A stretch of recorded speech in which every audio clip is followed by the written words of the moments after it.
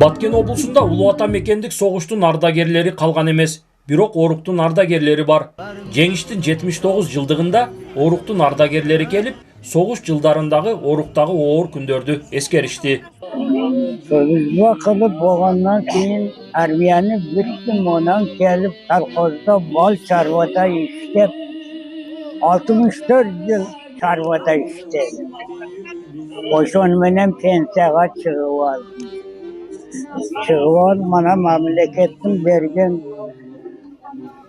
aylık redaksiyalarını da kendiri alıp yatağır. Kırmış şart yaşadı.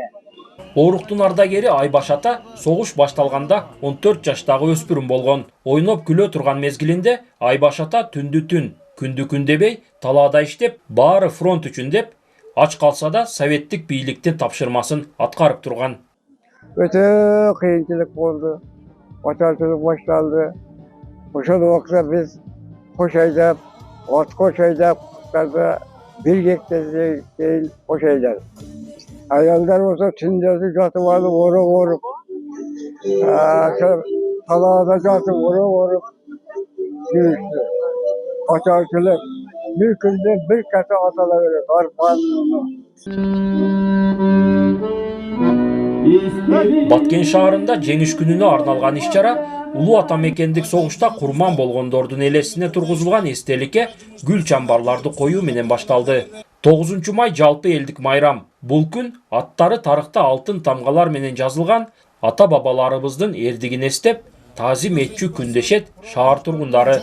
Бүгүнкү күнү мына ардагерлерибиз шаарда калган эмес, бирок тылабектерибиз бар. Өтүп кеткен ардагерлер ушул жашап аткан тылабектердин урматына чамбарларды коюп, ушул оттун алдында Куран окуган жыйылып отурабыз. Баарыбыздын эскеребиз, ата бабалар, тууган уруктардын баары ошол согуш малында өтүп кеткен.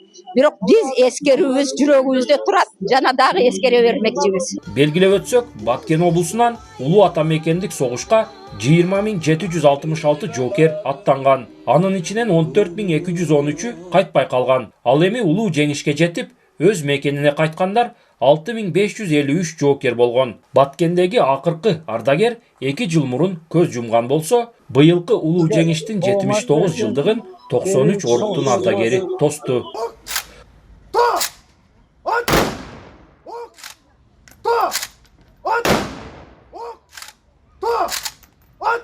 Улан Маккамбаев, Адыл Орозалиев, ЛТР, Баткен облусу.